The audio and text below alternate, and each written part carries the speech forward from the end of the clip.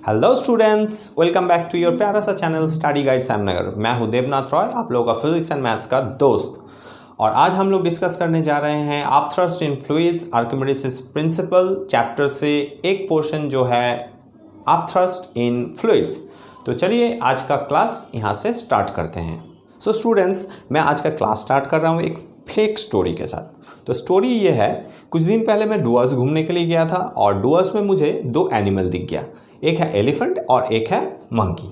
Elephant जो है वो इस साइड से इस साइड जा रहा था और मंकी जो है वो इधर से इधर जा रहा था। अब एलिफेंट को मैं ई से एक्सप्रेस कर रहा हूँ, मंकी को एम से।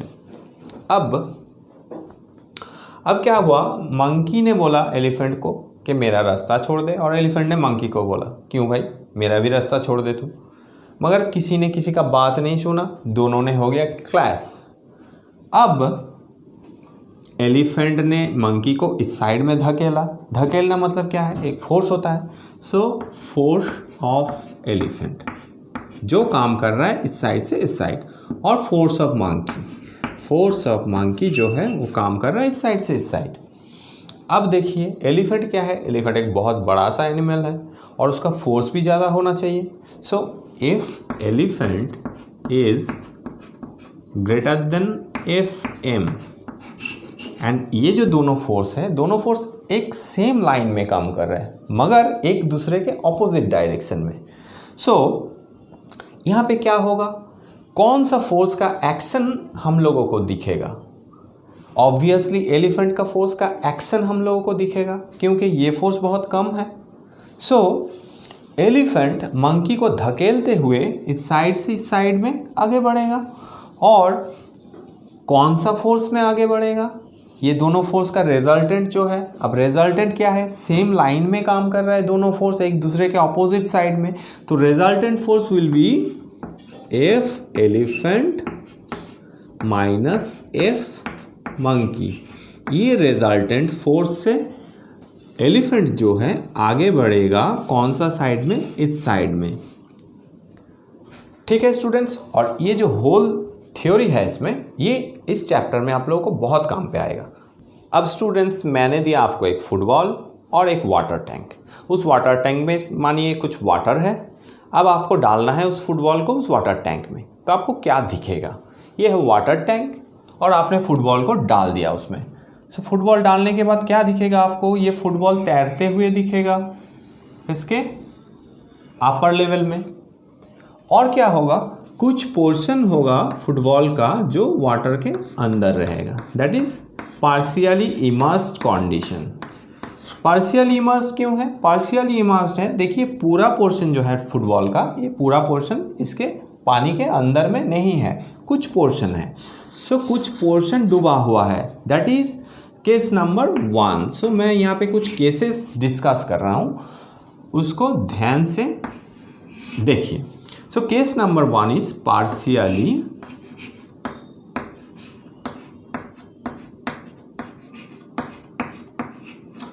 partially immersed condition।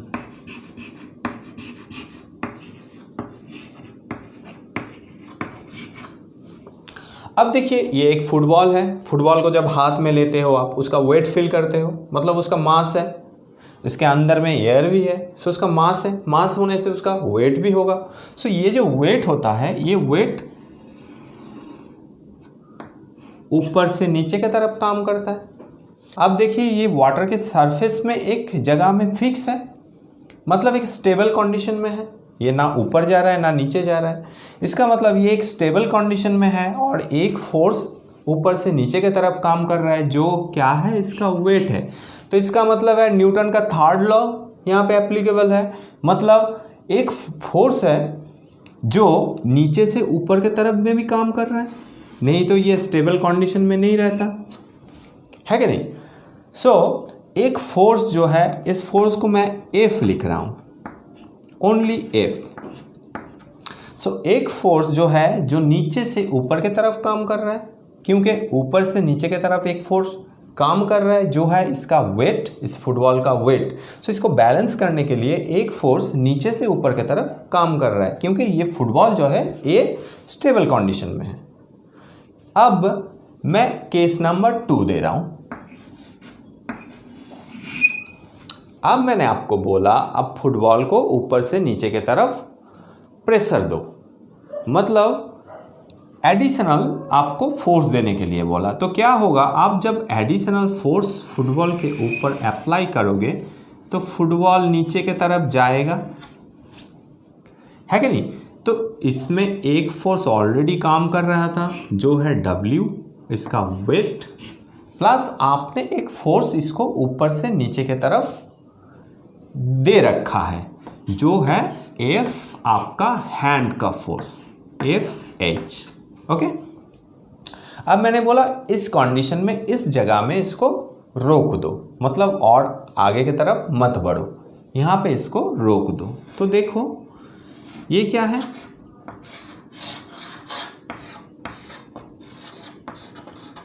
अब क्या हुआ, फुटबॉल का और थोड़ा पोर्शन पानी के अंदर में चला गया, मगर आप उस फुटबॉल को उस जगह में स्टेबल कंडीशन में रखे हो। इसका मतलब है नीचे से ऊपर की तरफ फिर एक फोर्स काम कर रहा है, जो फोर्स क्या है W प्लस FH, जो है इस फोर्स को बैलेंस कर रहा है।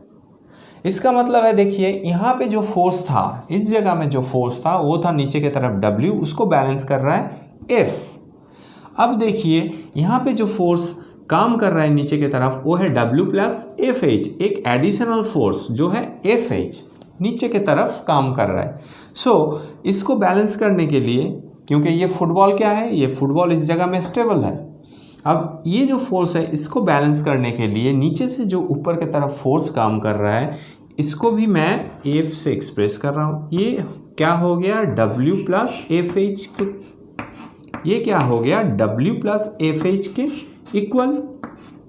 मतलब आप जब फुटबॉल को पानी के अंदर डालोगे तब आपको हाथ में एक प्रेशर फील होगा, जो क्या है नीचे से आपको लगेगा क्या, नीचे से ऊपर की तरफ कोई फुटबॉल को धकेल रहा है।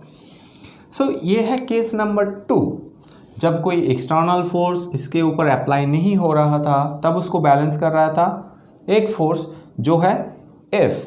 अब देखिए मैंने एक एक्सटर्नल फोर्स अप्लाई किया इसके ऊपर, सो इसको बैलेंस करने के लिए ये जो नीचे से ऊपर की तरफ जो फोर्स है वो भी बढ़ गया एंड ये दोनों इक्वल हो गया। अब मैंने बोला फुटबॉल को और भी नीचे की तरफ लेके जाओ, तो आपने क्या किया, फुटबॉल को नीचे की तरफ लेके,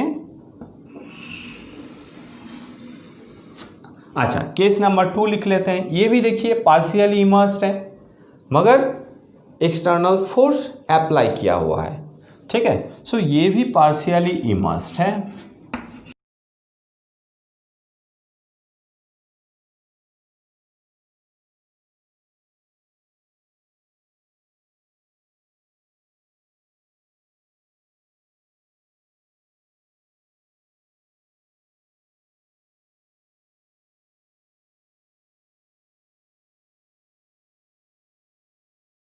अब केस नंबर 3 देख लेते हैं क्या होता है केस नंबर 3 में।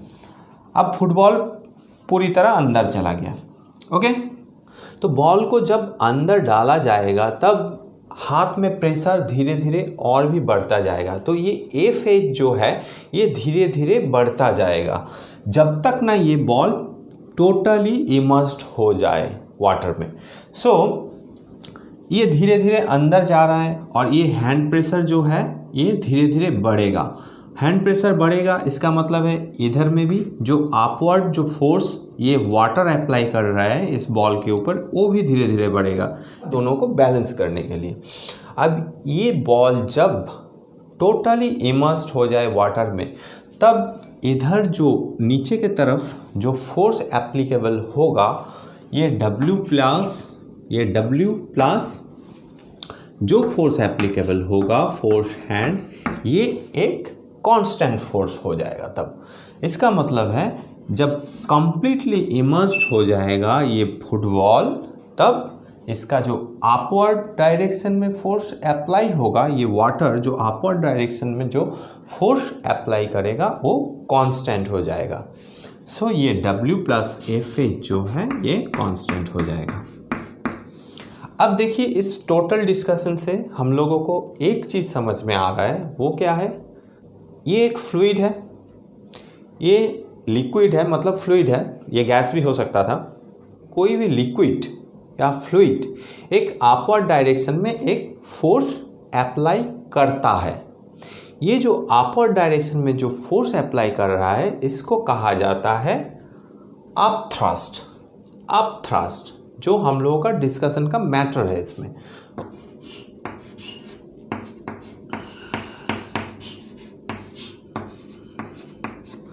So this is called up thrust, और इसे और एक दूसरे नाम से भी जाना जाता है which is called buoyant force. So ये जो फोर्स है एफ मैंने पहले लिखा था, इसे एफ बी कहा जाता है, दैट इज बायंट फोर्स।